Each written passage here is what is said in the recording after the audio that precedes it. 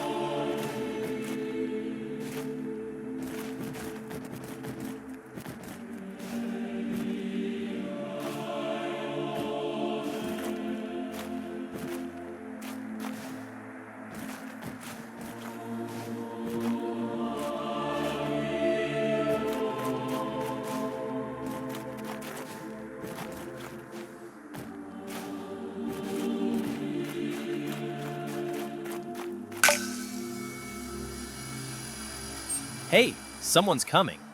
Looks like that Pharisee from the temple.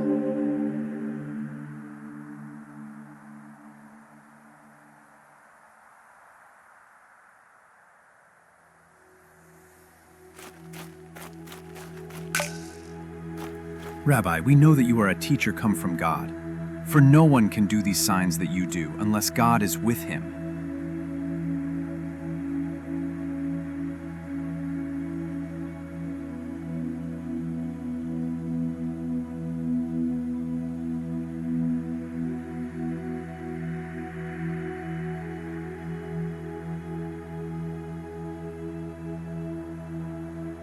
How can someone be born when they are old? They can't go back inside their mother. They can't be born a second time. Jesus answered, "Most certainly I tell you, unless one is born of water and the Spirit, he can't enter into God's kingdom. That which is born of the flesh is flesh. That which is born of the Spirit is spirit. Don't marvel that I said to you, you must be born anew. Are you the teacher of Israel and don't understand these things? No one has ascended into heaven but he who descended out of heaven, the Son of Man, who is in heaven. As Moses lifted up the serpent in the wilderness, even so must the Son of Man be lifted up, that whoever believes in him should not perish, but have eternal life. For God so loved the world that he gave his one and only Son, that whoever believes in him should not perish, but have eternal life." Thank you for speaking with me tonight.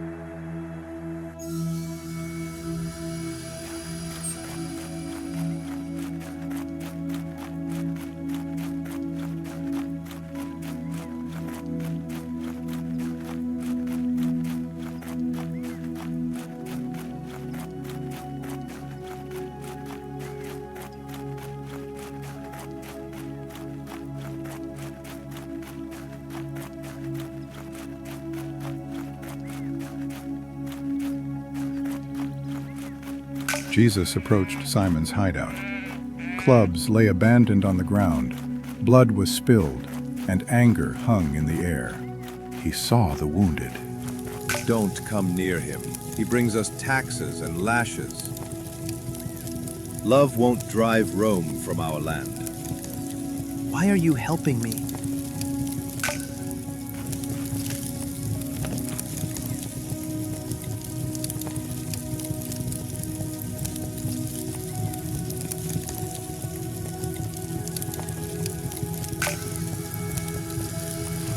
What you did was harder than any fight.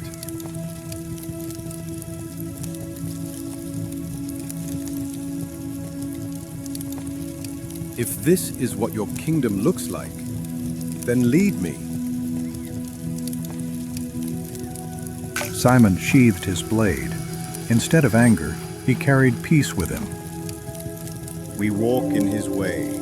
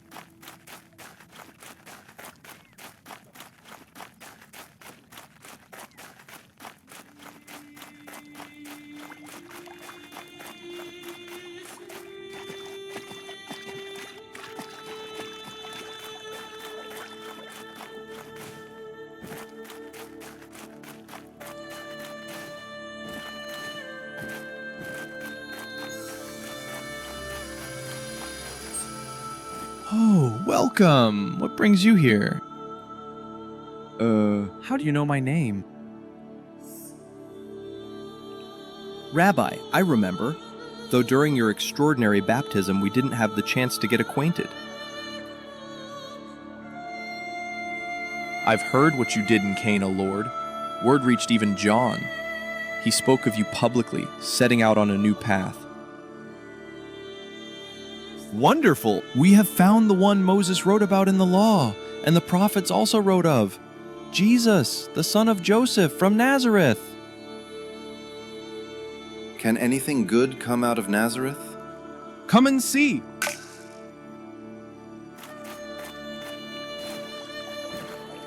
I greet you with humility.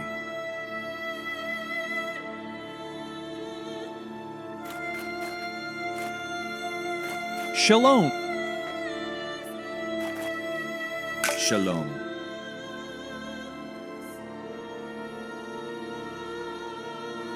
How do you know me? What have you been telling him?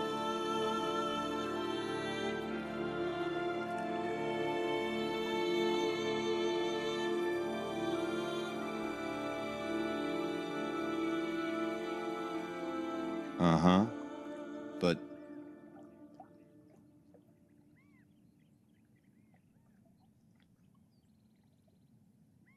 Teacher, you truly are the Son of God, the King of Israel.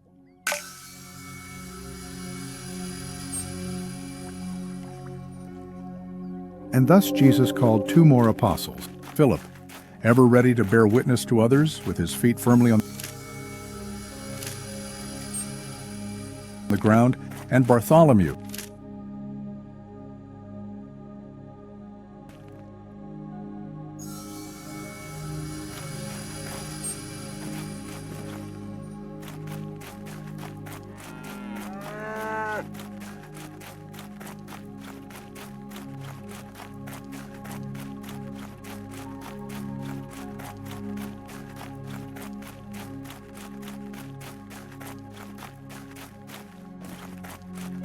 And Jesus said, "Follow me, Matthew."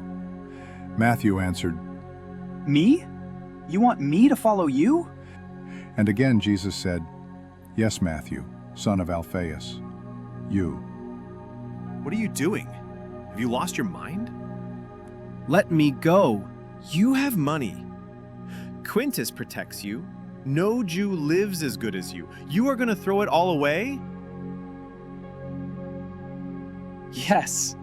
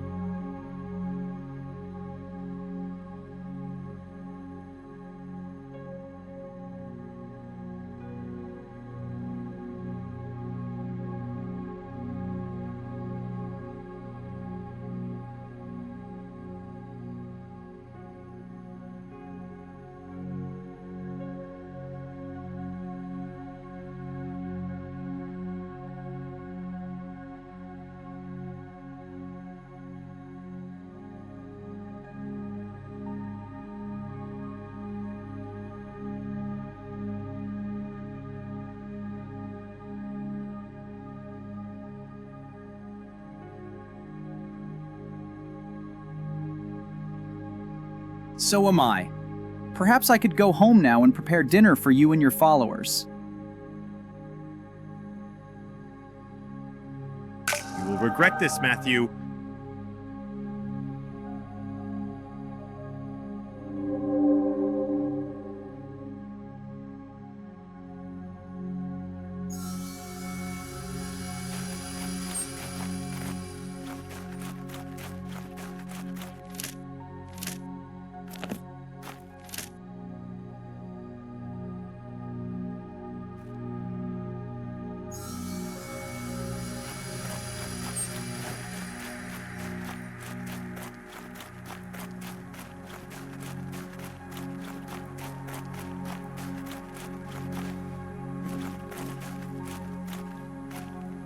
Jesus! We thought you were in Sepphoris. They said a roof needed mending after the storm.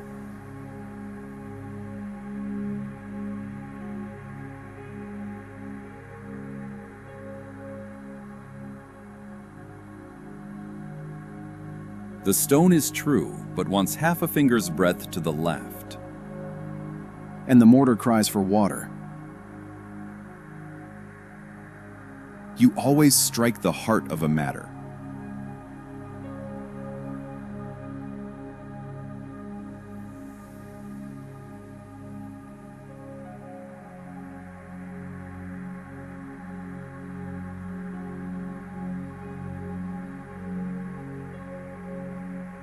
We trust you, but we have work in hand. Cornice to set. The material's already paid. A wall is not left half raised.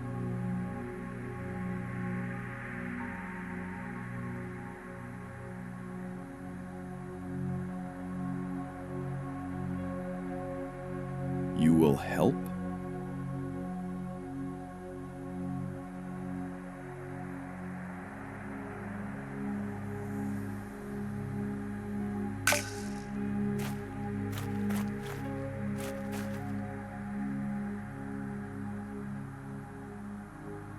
In every house, a stone is needed that ties two walls and bears their weight.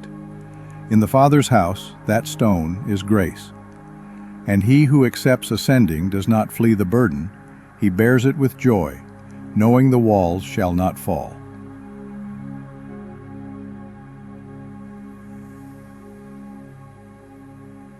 It sits well, as though it had waited for this very place, said Thaddeus, as he laid the next stone. Jesus answered him, "Where trust is cracked, be as the mortar. Where the line runs crooked, be as the plumb line. Where there is a shard, find for it the fitting gap." "And if our strength fails?" asked James. "Call upon me," he replied. "Those who build with me do not build alone."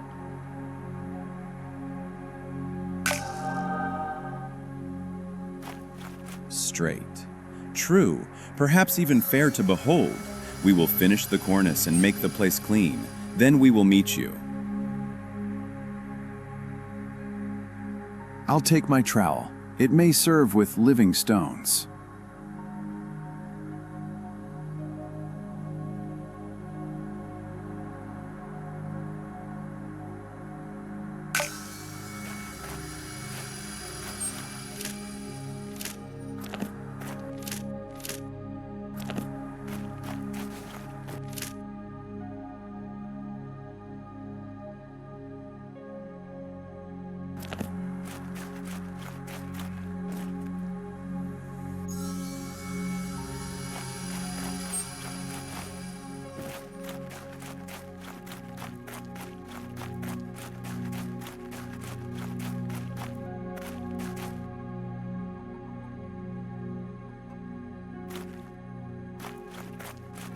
Jesus saw Thomas lost. Greetings. Wait. You are Jesus of Nazareth? Your teaching precedes you, yet I do not know how you would know my name, nor why you appear in my humble workshop.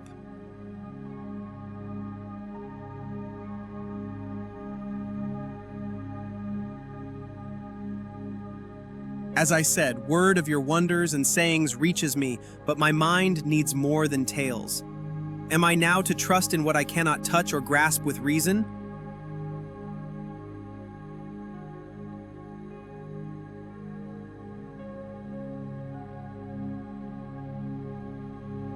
Many questions trouble me, and in the synagogues I do not find their answers. If your soil is truly so rich, sow for me a seed and let faith sprout. Master, do you hear that? Something's happening outside. It doesn't sound like the usual city noise. It's almost as if someone is crying. I hear many people too. In 9, crowds rarely gather without reason, and such crying, it usually means only one thing.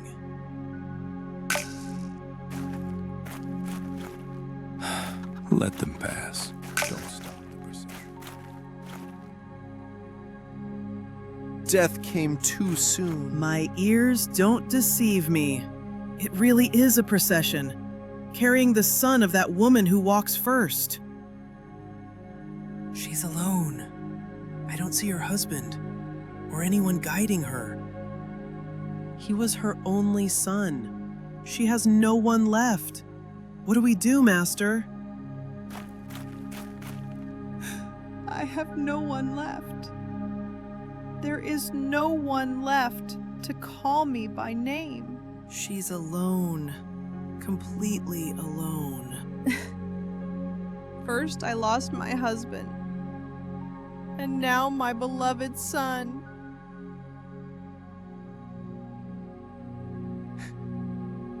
Who will close the doors of my house now? Who will light the lamp when night falls? In Nain, no one can answer those questions.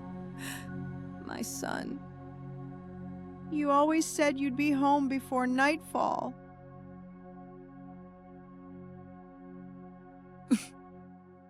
Why should I even return home now? To call someone who will not answer.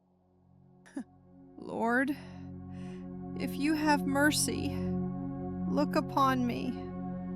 Jesus looked at her son and then said,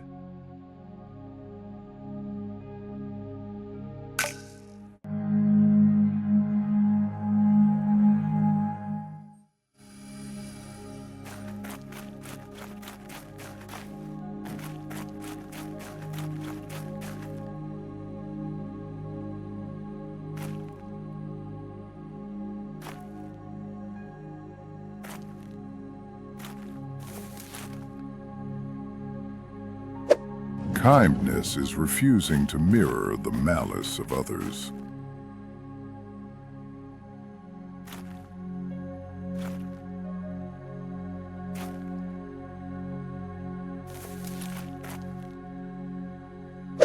Joy finds delight in the well-being of another.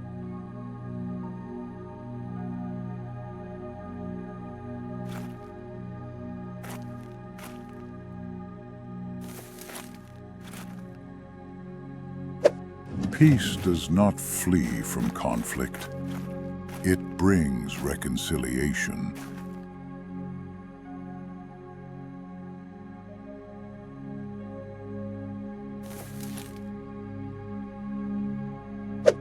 Patience gives the heart time to not answer in anger.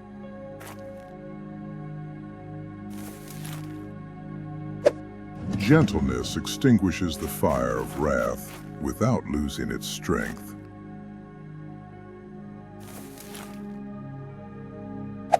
Self-control is victory over oneself when no one else is watching. Death came too soon.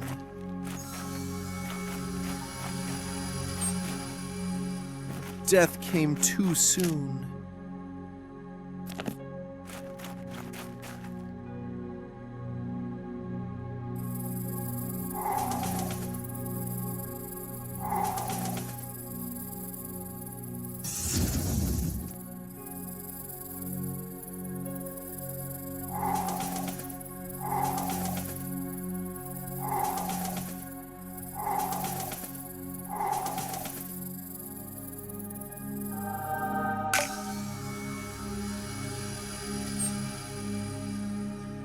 Mother?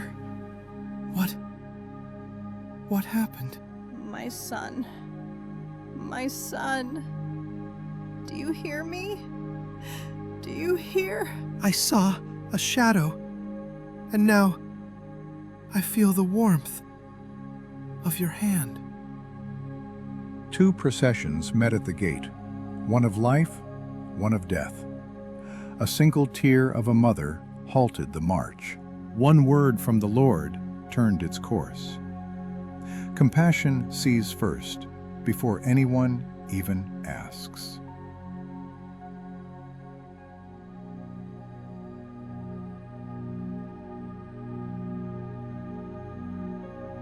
You told him to get up. And he did. I saw it. But it still doesn't feel real. I build things that last for years, and they still decay. In a moment, you undid what can't be undone. If death obeys you, then I should too. Yes. Before we left, I had a question for you. What is the heaviest burden that one carries with a smile, and the greatest victory won through a fall?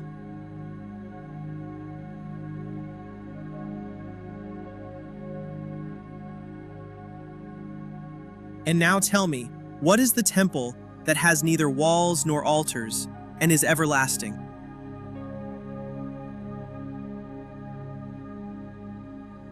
I thought perhaps that was the way, but it leaves me uncertain. What is the heavy...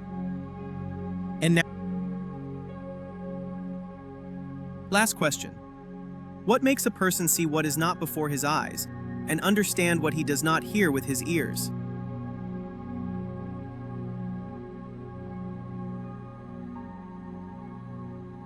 Your answers have given me more than years of study. What is hidden is not invisible to you. You are the teacher I have sought.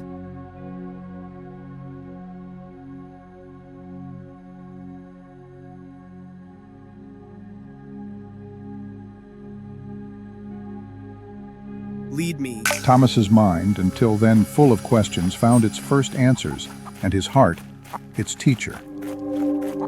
Then he followed him to seek truth on the road.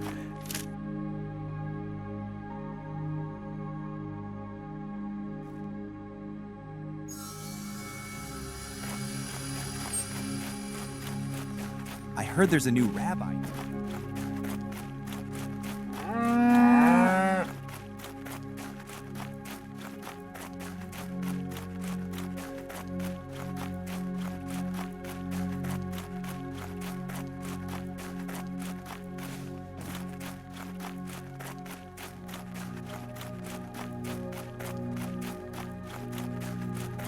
Master, what are you doing here? You can't imagine how happy I am to welcome you under my humble roof, but I didn't expect you today.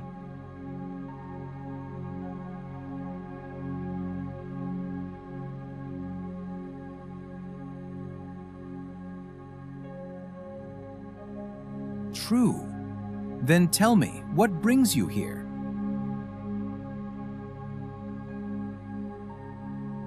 All right, I'll tell Andrew to help me prepare this gathering. Will Matthew come too?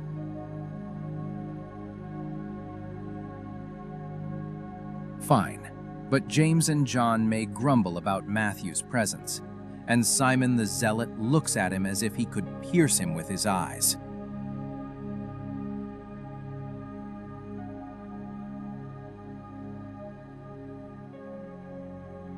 All right, I'll make sure everyone comes. Huh, someone has to keep order in this group, with Matthew counting every coin and Thomas doubting even his own breath. Someone has to be the voice of reason.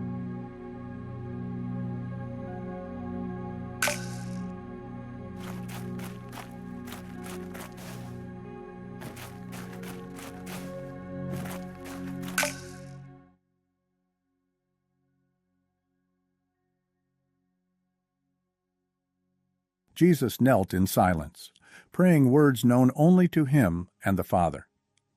He asked that his followers love and be one, as he and the Father are one. Then he looked up at the sky and whispered, "Thy will be done."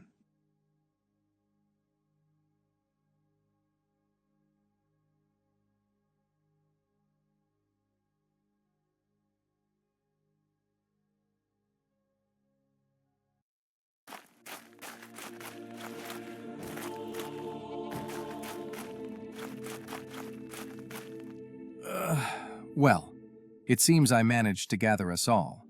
We sit, we eat, but still don't know what this meeting is about. Usually, when Jesus invites us somewhere like this, it means something is about to happen.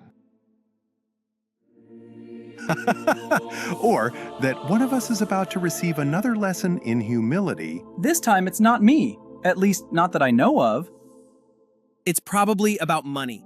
A meeting organized in such a hurry always ends up being about money. Who knows? You might be right, my friend. But just as well, it could be about miracles.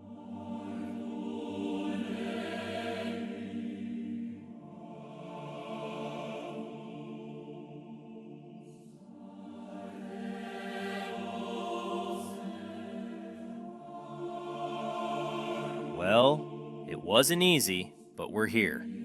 I just hope the news you have for us is worth coming at dawn.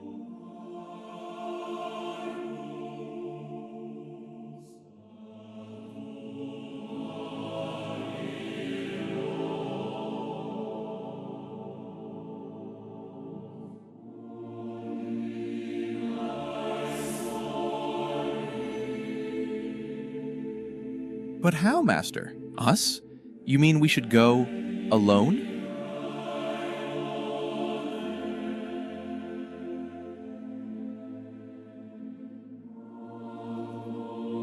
But how are we supposed to do this? We're not like you. We can't heal. We can't even speak well to crowds. Some of us even barely tolerate company.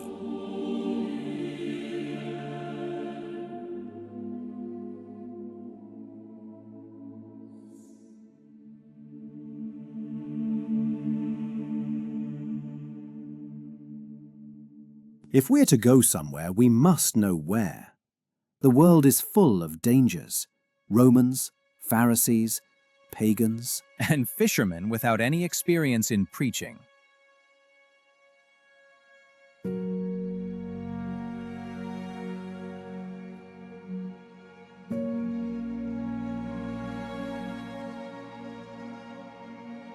Us? But how? You are the one who has the power.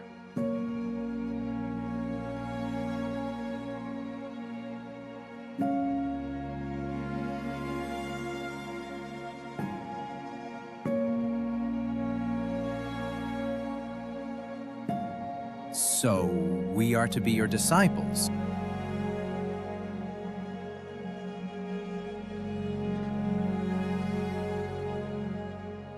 Apostles? That sounds serious. Indeed, brother. It sounds almost like trouble.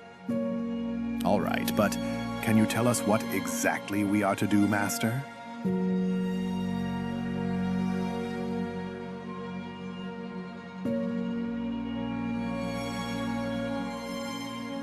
And if someone refuses to receive us?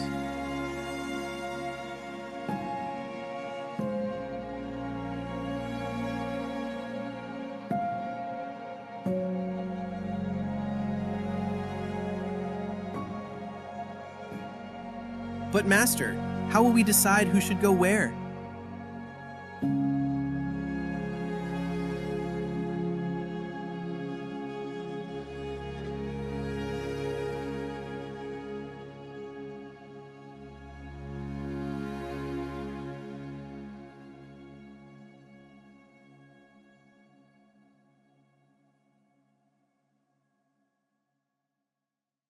Yes, Master. Together we are stronger. Right, brother? Right. My brother and I will do everything we can to fulfill your task.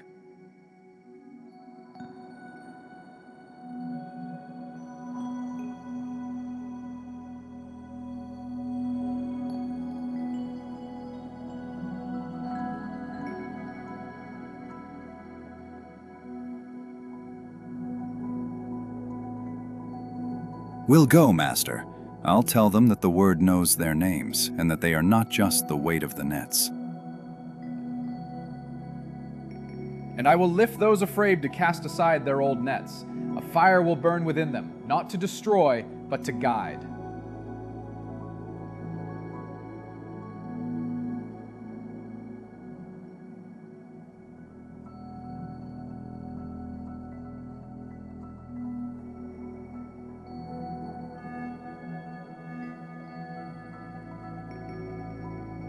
We'll go. I'll take their questions, and you, brother, will take their hearts. We'll invite our friends from nearby villages so that no one is left out. I'll return to my own and tell them that the one who knows hidden thoughts turns the water of daily life into the wine of hope.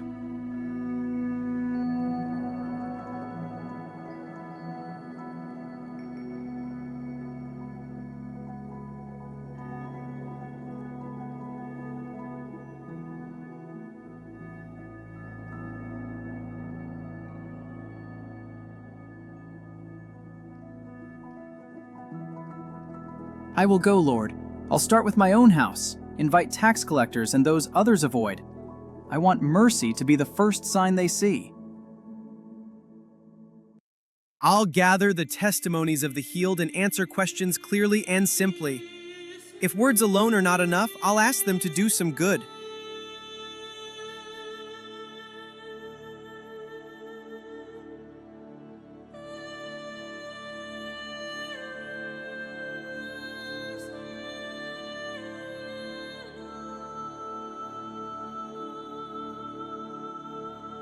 We'll go, Master.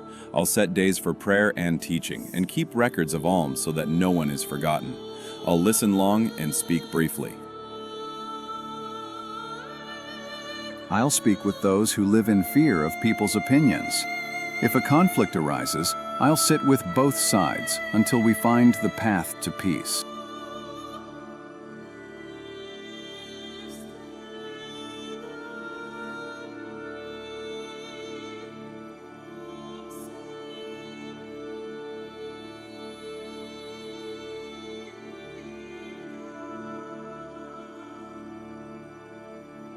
I will go without a weapon. I'll replace the sword with words, and anger with service. I'll ask for clear rules and accountability. What we gather for the poor, we'll record. What we promise, we'll fulfill.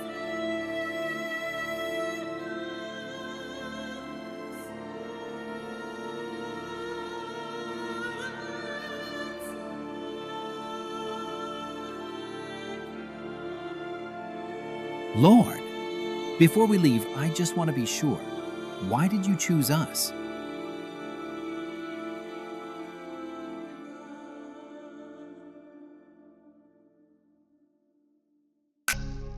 On that simple rooftop in Capernaum began a story that has never ended. 12 ordinary men, with fear, doubt, and hope, answered the call. They did not yet know they would become the foundation of a new world. Not through power, but through service. Not through strength, but through love. And so, in the glow of the morning sun, a community was born, one that would carry the light onward to the very ends of the earth.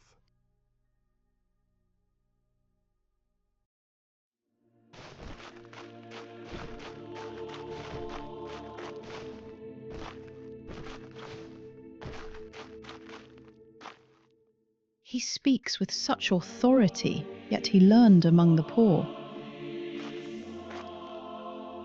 The prophet spoke of days like these, when the hearts of many would tremble.